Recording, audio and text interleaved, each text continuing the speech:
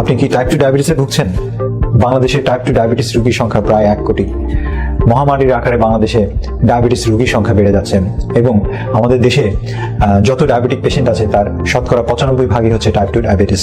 Type 2 ডায়াবেটিসের অনেক জটিলতা, তো এই জটিলতা থেকে বাঁচার জন্য অত্যন্ত সহজ চিকিৎসা রয়েছে, সেটা আমরা করে নিতে পারি। চিকিৎসা কি? চিকিৎসা হচ্ছে যে হাঁটাহাঁটি করা, প্রতিদিন 30 মিনিট করে হাঁটবেন, সপ্তাহে 5 দিন হাঁটলেই চলবে, এবং খাদ্য নিয়ন্ত্রণ করা। একটা খাদ্য তালিকা দেখে আপনি খাদ্য নিয়ন্ত্রণ করবেন।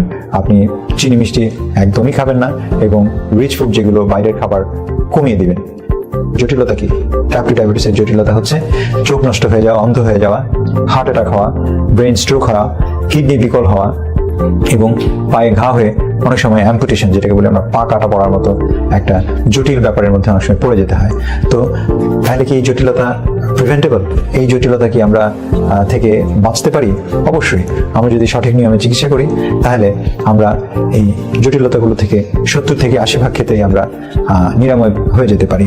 এবং আপনার ঠিক মতো চিকিৎসা করলে আপনার চোখ নষ্ট হবে না, আপনার কিডনি নষ্ট হবে না, আপনার ব্রেন স্ট্রোক হবে না, আপনার পা কাটা পড়বে না, আপনার হার্ট অ্যাটাক হবে না।